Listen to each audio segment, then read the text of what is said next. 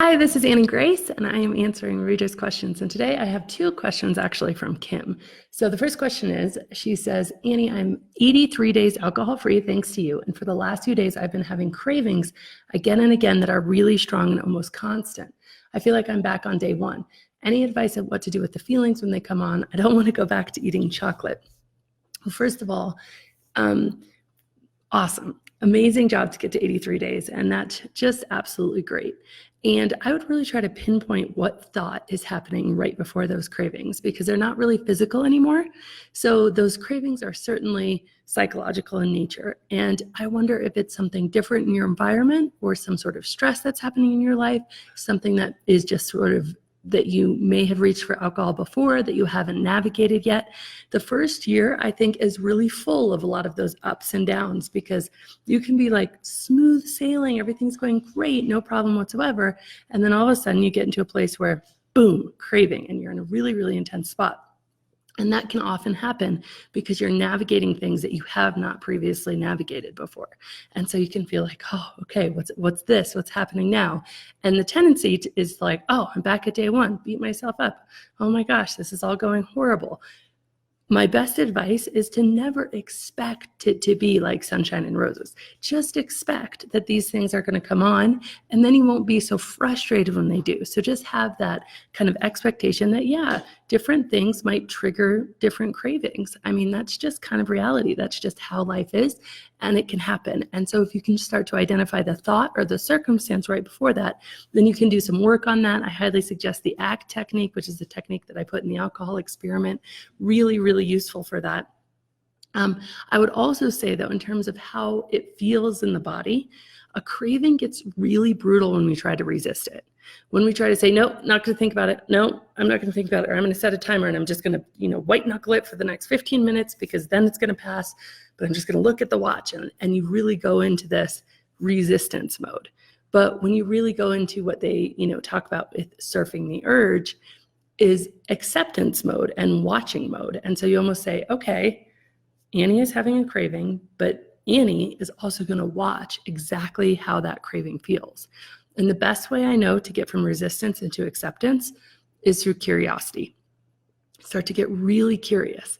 Okay, what does a craving feel like in my body? How do my hands feel? Are they like a little clammier than normal, a little sweatier than normal? How does my heart feel? Does it feel like it's beating a little bit faster?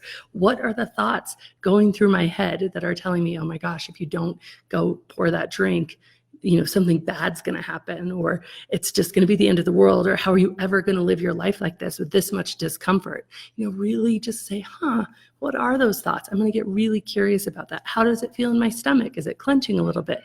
How do I feel in my shoulders? Are they tightening up? How am I interacting with other people?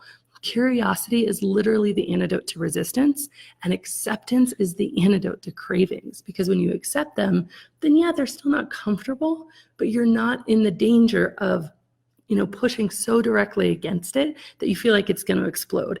My kids and I were in a hot tub a few months ago, and some other kids in the hot tub had brought balloons, and they were blowing up balloons and they were putting them under the water and trying to keep them under the water. And you could keep it, they'd be try to keep it with one hand or one toe. But as soon as they let off that resistance, the balloon would pop up above the water, of course, because it's being held under the water through resistance, through counter pressure.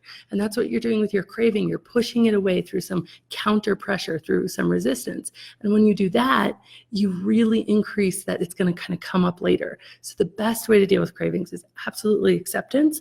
And then once you feel like you're accepting it, they're not still fun, but they really start to lessen. And the way to accept is, again, through curiosity. So that's just so good.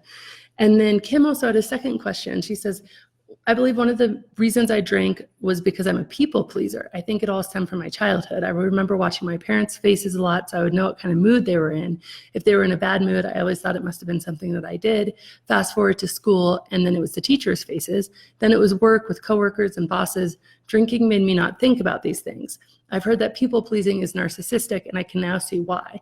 My question is, do you have any advice about not people pleasing anymore and how to deal with people who were so used to you being a yes person? So there's a few pieces. I have lots to say about people pleasing. First of all, people pleasing absolutely is never a gift. Like, it's never a gift to you specifically, but it's also never a gift to the people that you please, because you create false expectations about what you will and you won't do. People pleasing is also, by definition, pleasing or doing something for somebody else that you don't really necessarily want to do. If you really genuinely, let's say somebody came and was like, your mom asked you to do the dishes and you really didn't want to do the dishes. You had no time to do the dishes. You had all this homework to do, whatever the case was when you were a kid. But you were such a people pleaser that you're like, oh, I can never disappoint my mom, so I'll do the dishes and I'll just sit here doing them and have all this resentful thinking.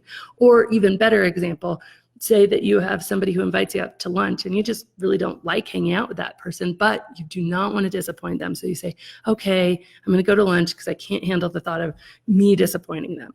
Number one, that's all about their perception of you and you not having the courage to sit up and say, hey, I am who I am.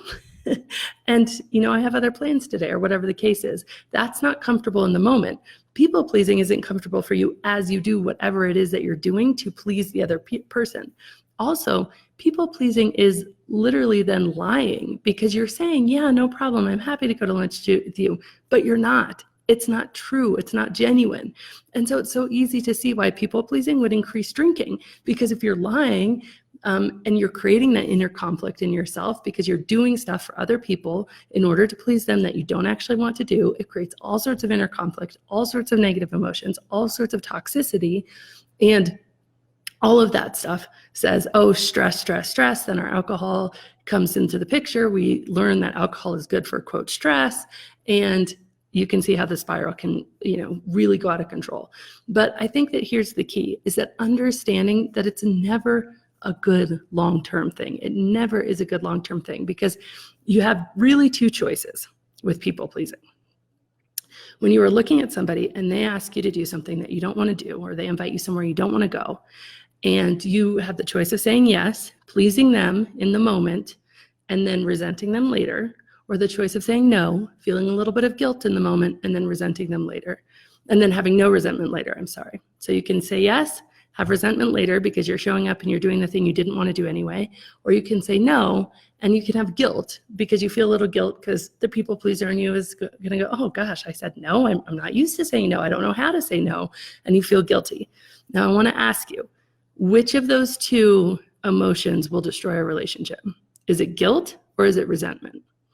And I am pretty certain that guilt, a little bit of guilt here and there, is not going to destroy a relationship.